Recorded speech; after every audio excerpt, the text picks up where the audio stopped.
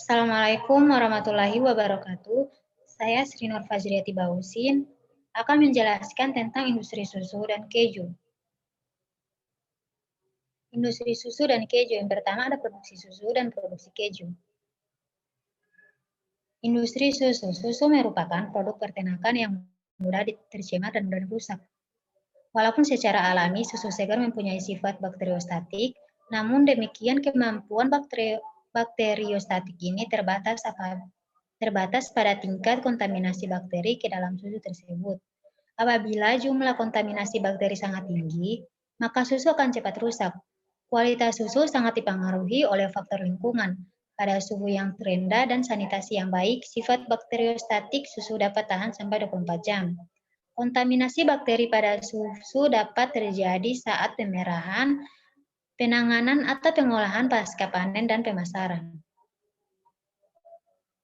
Berikut ada preparasi bahan baku.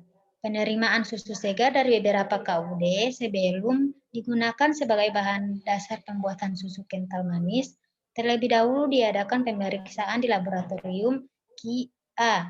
Kemudian susu ditampung dalam fresh milk tank atau FMT atau silo susu segar melalui blend tank untuk menyeimbangkan aliran dan mengukur volumenya.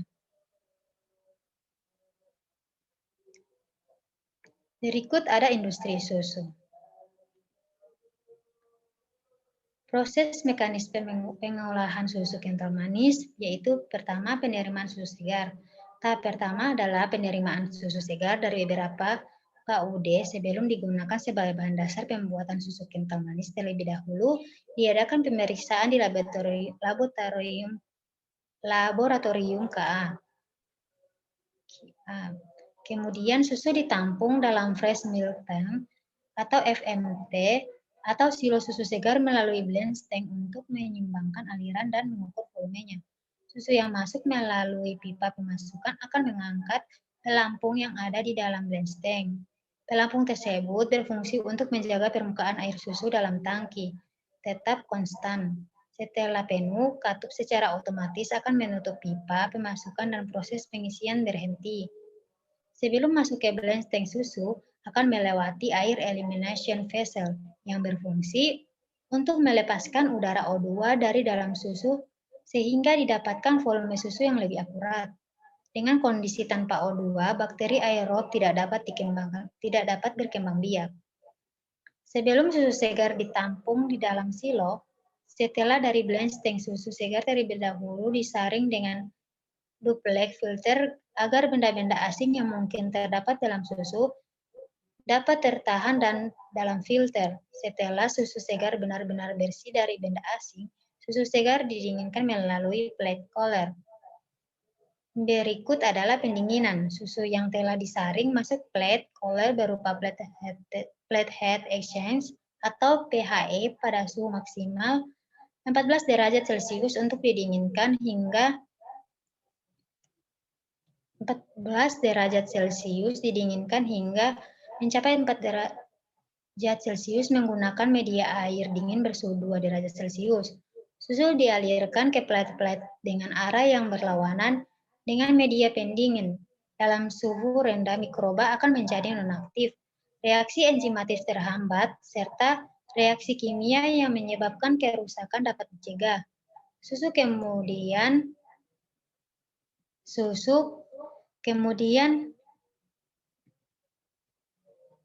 kemudian dialirkan ke dalam fresh milk tank atau FMT.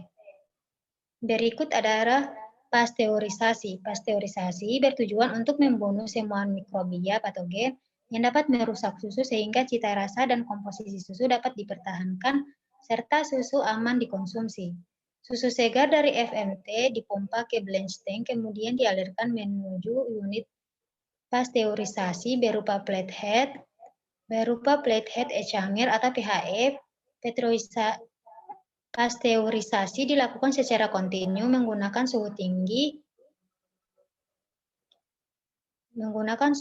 dalam jangka waktu yang singkat atau disebut sistem HTST atau High Temperature Short Time. Pendingin kemudian dilakukan di bagian pendingin sampai suhu mencapai 4 derajat Celcius. Pendinginan bertujuan untuk stocking bakteria, yakni mematikan bakteri yang tahan terhadap suhu pasteurisasi. Susu yang telah dipasteurisasi dengan sempurna ditampung dalam pasteurized milk silo. Selanjutnya, susu dialirkan ke unit compounding atau pencampuran basah. Selanjutnya, pada proses pencampuran basah, compounding merupakan proses pencampuran atau pendispersian dan pelarutan komponen padat atau bubuk dan cair untuk memperoleh campuran yang homogen sebelum dilakukan proses pengeringan. Sebelum masuk proses compounding, ada beberapa perlakuan pendahuluan yang harus dilakukan. Suhu dipanaskan dalam plate heater yang berupa PHE sampai suhunya mencapai 65 derajat Celcius. Menggunakan medium steam bersuhu 125 derajat Celcius. Air dipanaskan sampai suhunya mencapai 70 derajat Celcius. Pemanasan dilakukan dengan air panas yang bersirkulasi selama 30 menit melalui dinding luar tangki hingga suhunya mencapai 60 derajat Celcius. Pemanasan dilakukan dalam vat daya tank atau FDT setelah proses compounding selesai. Campuran disaring melalui double filter lalu dipompa menuju ke blast tank. Selanjutnya adalah sterilisasi.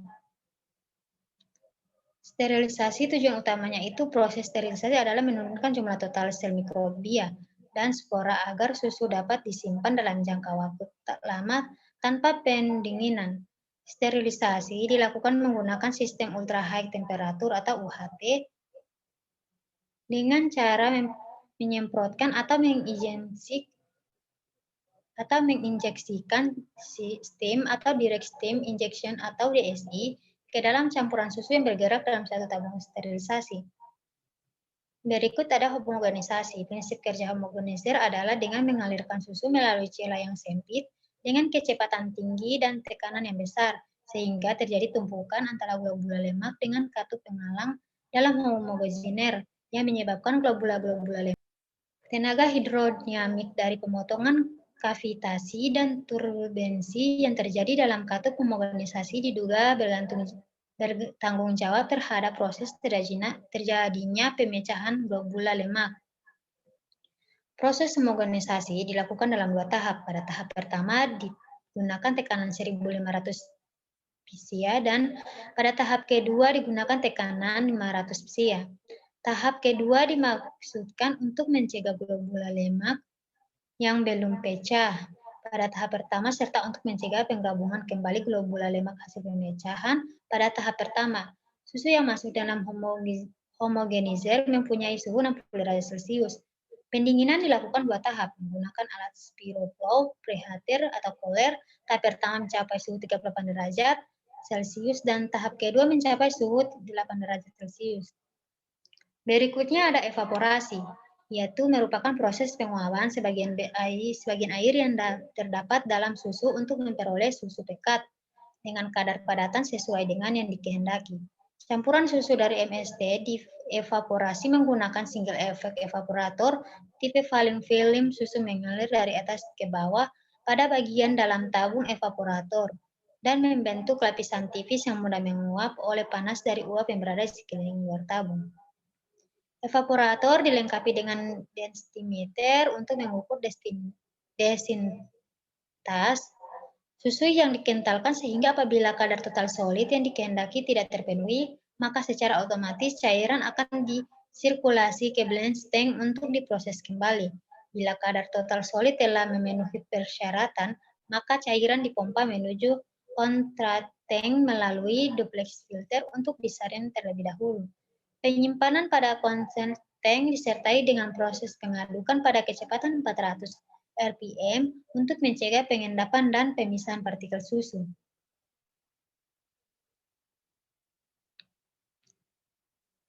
Selanjutnya, produk industri keju. Keju merupakan jenis susu fermentasi padat dengan masa simpan yang relatif lama setelah diketahui umum bahwa keju merupakan produk yang bergizi tinggi karena dibuat dengan bahan baku susu mengandung vitamin A, B, dan D, serta mineral fosfor dan kalsium yang penting untuk tubuh. Keju padat energi, palatable, dan mudah dicerna. Keju oleh para vegetarian digunakan sebagai pengganti daging karena tinggi protein. Industri keju. Keju dibuat dari susu penuh atau whole milk, susu skim campuran susu dan krim atau krim. Secara umum, keju diperoleh melalui proses penggumpalan kasein susu oleh rennet atau enzim dari perut ruminansia muda, dengan atau tanpa asam dan dengan atau tanpa starter pembentuk gumpalan susu atau curd. Untuk menghasilkan flavor keju bertekstur keras dan semi keras, curd diberi garam kemudian dipres dan dibiarkan beberapa waktu atau proses ripening atau dekomposisi senyawa. Sedangkan untuk keju lunak diperoleh dari curd yang dipanaskan, contohnya mozzarella. Masuk pada proses susu dilakukan pada suhu 70 derajat Celcius untuk membunuh seluruh bakteri patogen. Pengasaman susu tujuannya adalah agar enzim rennet dapat bekerja optimal. Bukan penambahan lemon juice, asam tartar, cuka, atau bakteri Streptococcus latix. Proses fermentasi oleh Streptococcus latix akan mengubah laktosa atau gula susu menjadi asam laktat sehingga derajat keasaman atau pH-nya susu menjadi rendah dan rentet efektif bekerja.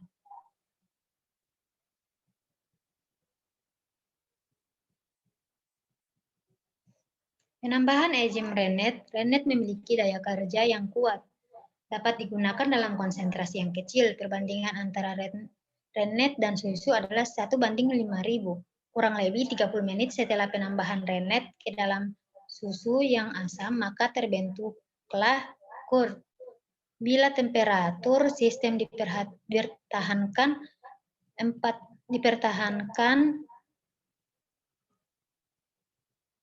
40 derajat Celcius akan terbentuk curd yang padat. Kemudian dilakukan pemisahan curd dan whey. Pematangan keju atau ripening untuk menghasilkan keju yang berkualitas dilakukan proses pematangan dengan cara menyimpan keju ini selama periode tertentu. Dalam proses ini mikroba mengubah komposisi curd sehingga menghasilkan keju dengan rasa, aroma, dan tekstur yang spesifik. Hal ini dipengaruhi oleh kondisi penyimpangan seperti temperatur dan kelembaban udara di ruang tempat pematangan. Dalam beberapa jenis keju, bakteri dapat mengeluarkan gelembung udara sehingga dihasilkan keju yang berlubang-lubang.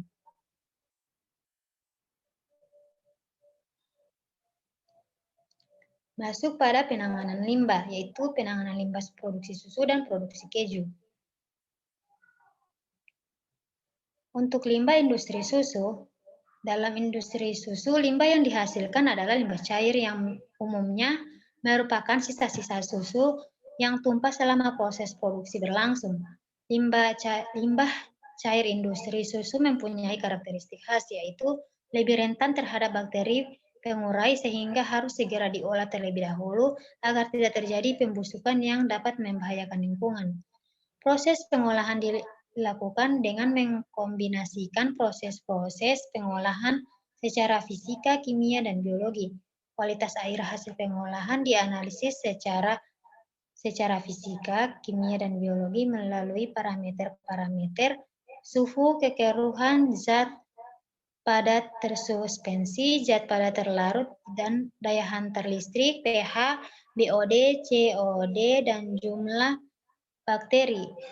Apabila hasil analisis menunjukkan hasil sesuai baku mutu yang telah ditetapkan, maka air limbah tersebut sudah aman untuk dibuang ke lingkungan.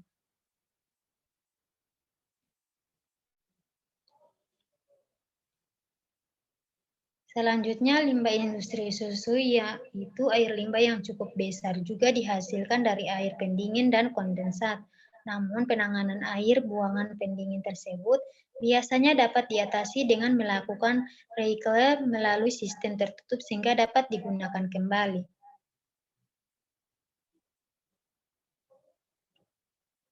Baiklah, selanjutnya itu limbah industri keju atau pengolahan limbah industri keju.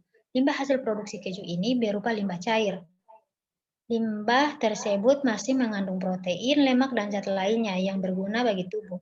Whey adalah serum susu limbah dari pembuatan keju atau mentega. Setelah proses koagulasi susu dalam pembuatan keju, akan terbentuk cairan yang disebut whey. Di dalamnya terkandung kurang lebih 50% laktosa, protein, vitamin, dan mineral. Whey dapat dimanfaatkan dengan cara mengolahnya menjadi berbagai produk seperti kecap, nata de coco, dan dapat menjadi sumber bahan bakar alternatif yang ramah lingkungan. Baiklah, mungkin hanya itu yang dapat saya sampaikan tentang industri susu dan keju. Lebih dan kurangnya saya mohon maaf. Wabillahi taufiq wal hidayah. Wassalamualaikum warahmatullahi wabarakatuh.